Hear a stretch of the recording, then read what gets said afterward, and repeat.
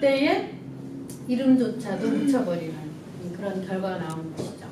갈라디아서 6장 10절은요. 기회 있는 대로 모든 이에게 착한 일을 하라고 그렇게 말씀을 합니다. 그리고 야고보서에 그런 말씀이 있죠. 사람이 선을 행할 줄 알고도 행치 아니하면 이것이 바로 죄다. 그렇게 말씀하고 있죠. 특별히 이제 야고보서 같은 데는 행함을 강조하는 그런 말씀들이 나오기 때문에 더 그런 것 같아요. 잠언 3장 27절을 함께 읽겠습니다. 내 손이 손을 베풀 힘이 있거든 마땅히 받을 자에게 베풀기를 아끼지 말라. 5절 6절 말씀 읽겠습니다. 제가 바람의 길이 어떠함과 아이 벤 자의 태에서 뼈가 어떻게 자라는 것을 내가 알지 못한 같이 만사를 성취하시는 하나님의 일을 내가 알지 못하리라. 너는 아침에 씨를 뿌리고 저녁에도 손을 거들지 말라. 이것이 잘 될는지 저것이 잘 될는지 혹 둘이 다 잘 될는지 알지 못함이니라. 네. 우리는 눈에 보이지 않고 이제 입으로 보는 그 바람의 길을 알지 못해요. 물론 요즘에 이제 과학이 발달되어서 그 바람의 길을 알 수 있죠. 측정할 수 있죠. 예측할 수도 있다고 합니다.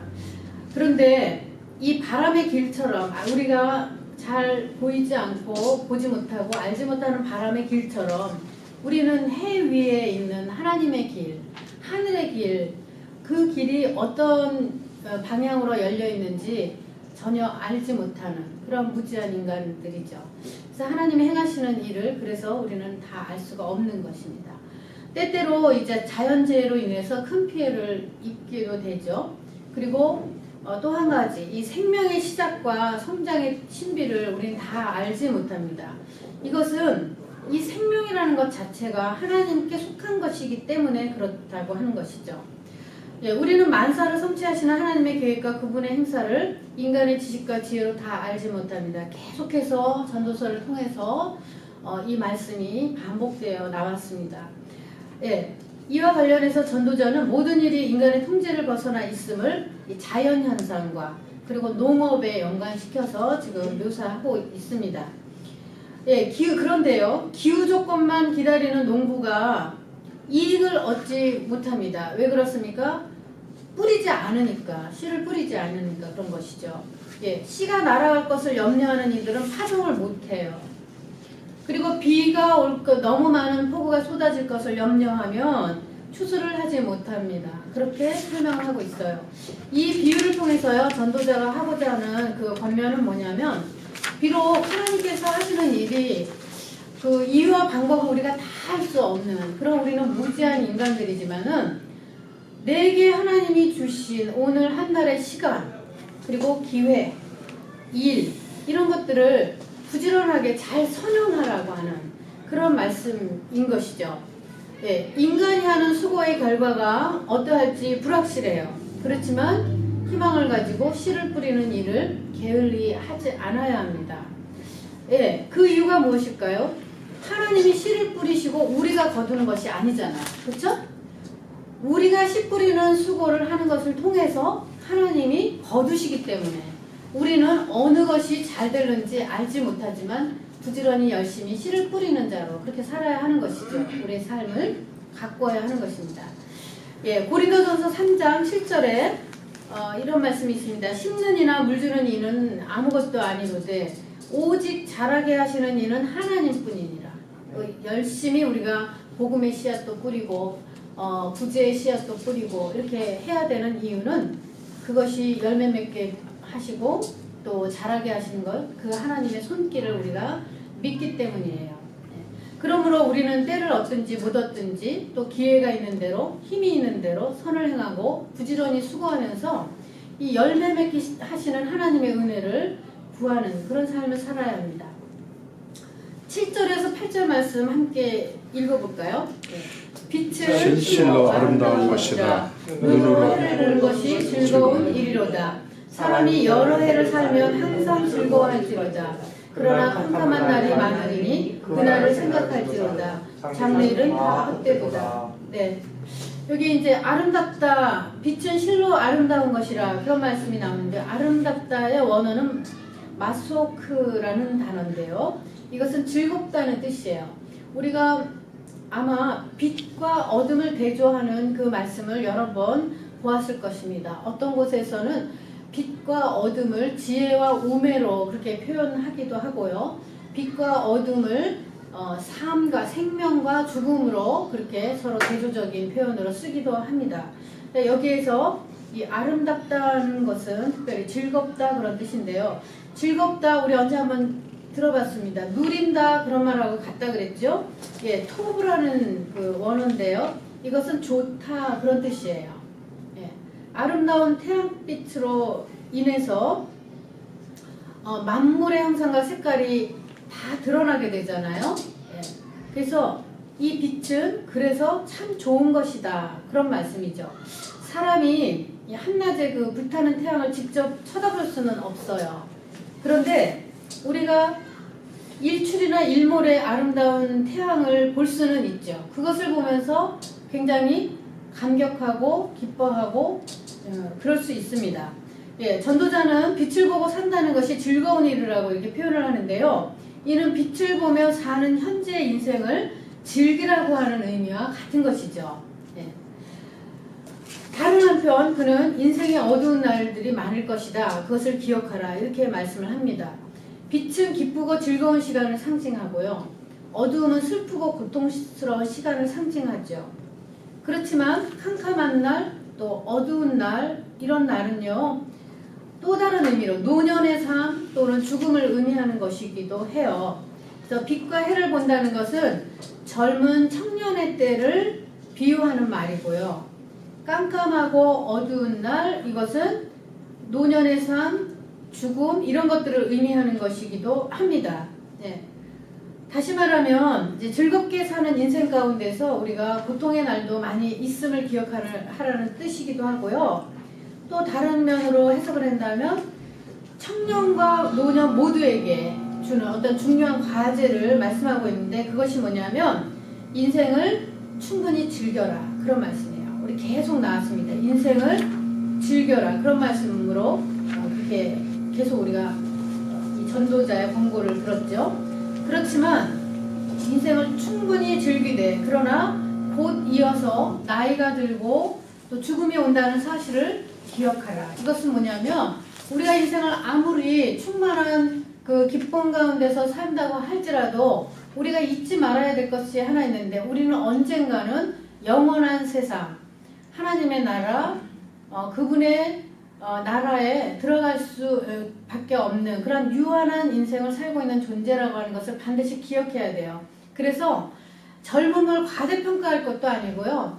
이 나이 듦에 대해서 죽음에 대해서 우리가 지나치게 비관적으로 그렇게 생각할 것도 아니라고 하는 것입니다. 예, 그래서 우리가 세상 사는 동안 슬프고 피곤하고 때로는 고통스러운 일도 많고요. 심지어는 우리 전도서에서 본 바와 같이 의인들이 핍박을 당하는 경우도 우리는 경험하게 되지만요. 하나님을 의지하는 자, 우리가 하나님을 신뢰하는 그런 사람들은요. 항상 그분 안에서 새 힘을 얻습니다. 그리고 이 불의한 세상을 우리가 말씀으로 이겨갈 수 있다고 하는 것을 우리 알고 있죠. 요한일서의 5장에 그런 말씀이 나오죠. 그래서 하나님은 우리의 힘과 위로가 되시고 도움이 되시기 때문에 우리는 그분을 의지하면서 살 때 이렇게 기쁨 가운데서 살아갈 수 있고요. 절대로 죽음이나 나이 듦에 대해서 그렇게 마음이 비관적으로 흔들리지 않게 되는 것이죠. 우리 이사야 40장 32절 말씀 함께 읽어볼까요? 네. 오직 여호와를 악망하는 자는 새 힘을 얻으리니 독수리의 날개치며 올라와 같을 것이요 다름쥐 타에도 봄빛이 아니하겠고 걸어와도 피곤치 아니하리라. 예, 시편 46편 1편의 1절에 또 같이 한번 말씀을 읽겠습니다. 하나님은 우리의 피난처시요 힘이시니 환난 중에 만날 큰 도움이시라. 예, 든든한 믿는 배경이 있습니다. 우리에게는. 자, 청년의 때에 11장 9절에 10절 말씀 함께 보겠습니다. 예, 9절에서 10절 청년이여 내 어린 때를 즐거워하며 내 청년의 날을 마음에 기뻐하여 마음에 원하는 길과 내 눈이 보는 대로 조차 행하라. 그러나 하나님이 모든 일로 인하여 너를 심판하실 줄 알라. 그런즉 근심으로 내 마음에서 떠나게 하며 악으로 내 몸에서 물러가게 하라. 어릴 때와 청년의 때가 다 헛되니라. 예. 아멘. 본문은 특별히 이제 젊은 세대들에게 주는 충고의 연설 형식으로 된 그런 말씀이라고 볼 수가 있는데요. 빠른 세월을 의식하고 이제 더 늦기 전에 하나님께로 돌아오라고 하는 그런 결단을 촉구하기 위해서 전도자는 때라고 하는 그런 표현을 여러 번 반복적으로 이제 사용하고 있습니다. 인생의 각 단계마다 책임 있게 즐기는 삶, 방종이 아니죠. 책임 있게 즐기는 삶, 이것은 우리 자신뿐만 아니라 하나님을 기쁘시게 하는 것이에요. 전도자는 청년의 때에 기쁨과 즐거움으로 살고 하고 싶은 일을 해보라 이렇게 말을 하는데요. 한마디로 그걸 요약한다면 인생을 즐겨라. 우리 계속해서 이제 나오는 말씀이죠. 인생을 즐겨라. 긍정적인 의미에서 하는 말입니다. 그러나 이 모든 일에 하나님의 심판이 있다는 것을 기억하라 이렇게 경고하고 있습니다. 모든 인간은 하나님 앞에서 우리 아까 인생을 즐겨라 까르페 디엠이죠. 하나님 앞에서 코람데오라 그래요. 하나님 앞에서 자신의 삶에 대해서 우리는 언젠가는 답변해야 할 그런 때가 있고요. 그럴 책임이 있습니다. 인생의 블랙박스 우리 얘기 많이 듣죠. 예. 비행기의 그 경로와 그리고 그 되어진 모든 비행 과정을 알기 위해서 블랙박스를 보면 다 나오듯이 우리의 인생도 마찬가지죠. 하나님께서 마지막 때에 우리의 인생의 블랙박스를 요구하시는 공개하시는 그런 날이 올 것이라고 하는 생각을 늘 가지고 그렇게 살아야 합니다. 예, 자유와 책임 그리고 즐김과 절제가 조화를 이루는 그런 삶 참 아름답죠. 예, 그래서 저는 우리 다 이제 청년의 때를 정말 빛나고 아름다운 청년의 때를 다 지내지 않았습니까? 예, 눈부시게 빛나는 그런 청년의 때를 다 보냈죠. 근데 그 청년 시기에 저는 많은 청년들에게 이런 말씀을 자주 해요. 제가 청소년 그리고 청년 목회를 33년을 했습니다. 그런데 그들에게 항상 해주고 싶은 말이 바로 이거예요. 뭐냐면 청년의 때에 하나님을 향한 사랑을 품고요. 주님께 헌신함으로 하나님으로부터 공급받는 그 충만한 영적인 에너지 이것을 청년의 때에 비축해 놓아야 앞으로 고단한 인생길 갈 때에 지치지 않고 넘어지지 않고 그렇게 힘차게 달려나갈 수 있습니다. 그래서 청년 때에 저금해 놓은 저축해 놓은 그 영적인 에너지를 가지고 우리가 남은 인생을 계속해서 달려나가는 것이에요. 그럴 때 우리는 참 하나님의 그 축복 가운데서 인생을 아주 의미 있게 살아갈 수 있습니다. 네. 여기 보니까 그럼 청년들에게만 하는 말씀인가? 이 청년의 때라고 하는 것은 나이와 관련이 관계된 것으로만 이렇게 생각하면 안 되는 것이죠. 예. 이것은 다시 말하면요. 더 늦기 전에라는 그런 의미로 해석을 할 수가 있습니다. 더 늦기 전에. 본문은 청년의 때, 즉 더 늦기 전에 우리가 버려야 할 것 두 가지를 이제 표현하고 있는데요. 하나는 근심이고요. 하나는 악이에요. 근심과 악에서 떠나라 그런 말씀을 하고 있죠. 예. 다시 말하면 이 근심이라고 하는 것은요. 과거에 얽매여서 현재의 삶을 불평하는 것 그리고 미래에 대한 염려로 인해서 오늘 하루의 기쁨을 빼앗기지 말아라 그런 말씀이죠. 근심을 물러가게 하라는 것은요. 그리고 또한 악을 조심해야 됩니다. 잠언 14장 9절에는 이런 말씀이 있어요. 죄를 가볍게 여기는 자는 어리석은 자라 이런 말씀을 하고 있거든요. 근데 특히 젊은 시절에는요.